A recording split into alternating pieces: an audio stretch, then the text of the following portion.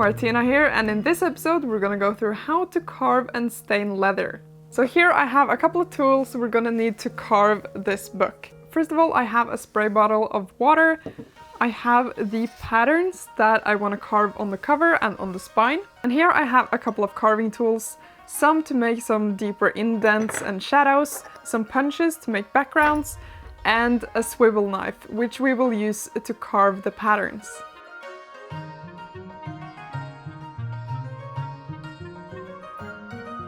As we talked about in the previous episode when we glued the leather to the book, you have to case the leather before you can start shaping it and doing any impressions on it. So that's why I have a spray bottle, just so I can spray down all the surfaces that I want to carve on. And I'm really just targeting the areas where I know I'm gonna carve.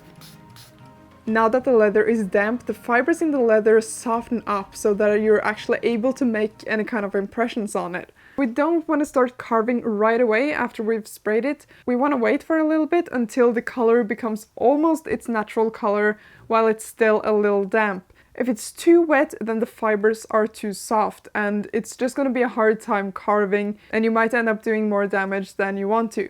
So we're going to leave this to dry for a little bit and come back when it's ready to be carved.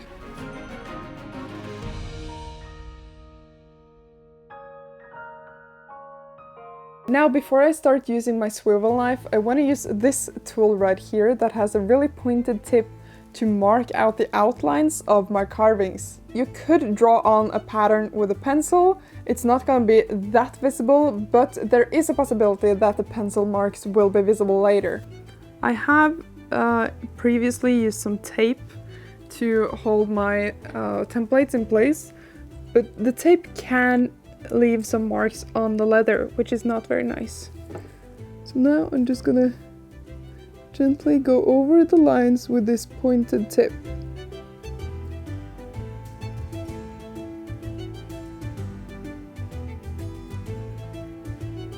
And as you can see, that leaves a very visible mark underneath.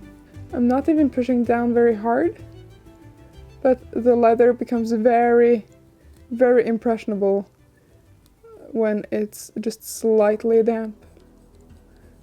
So carving is actually pretty simple. Once you've transferred your pattern to your book, you just go over that same pattern with a swivel knife, just like this. So this is how you hold a swivel knife. You lean this finger here and you use your thumb and the other fingers to twist and turn the blade. Once you've transferred your pattern to your book, you just go over those same lines with a swivel knife.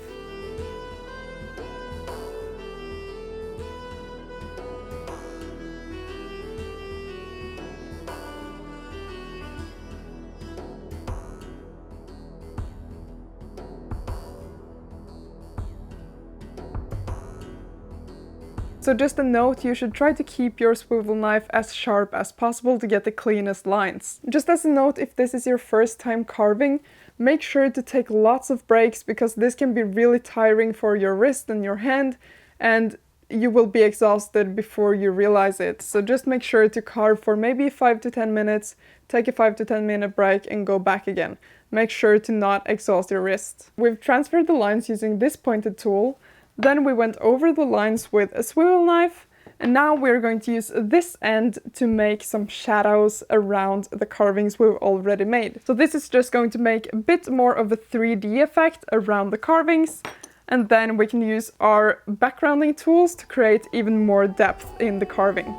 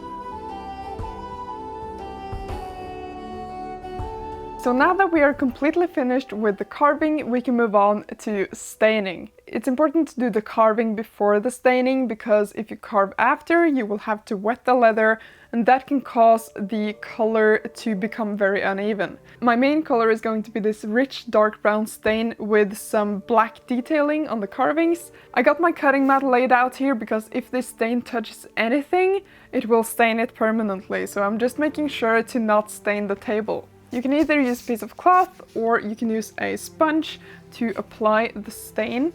As we've already attached the leather to the book, we gotta make very sure and be very careful about not getting any stain on the text block.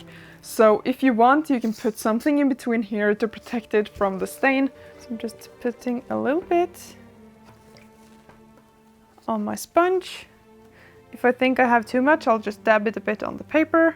And it's better to build up the color, so you go from a little too light and make it darker than just apply a lot the first time and then make it too dark on the first try. And as you can see, this sponge has soaked a lot of this color, and I want to just go in circles. And of course I'm wearing gloves to not stain my hands. There will probably be a couple of parts on the carving that can be hard to reach with the sponge, so those parts I'm just gonna go over again with a brush later, because it's easier to get into all the little nooks and crannies. And now I'm just gonna do the inside of the cover here, and I'm being very careful when I go down towards the spine, down towards the paper, and make sure not to get any stain on the paper.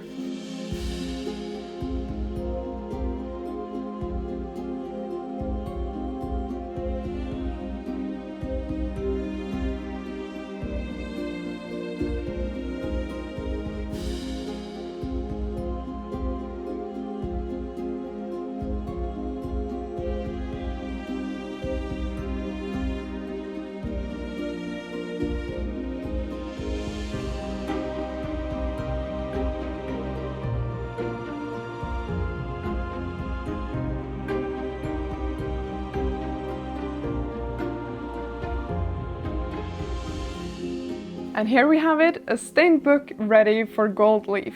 So now, just to summarize, in order to carve the leather, you have to case it first, meaning you have to soak it in water. Then you can use different carving tools and a swivel knife to carve out your patterns.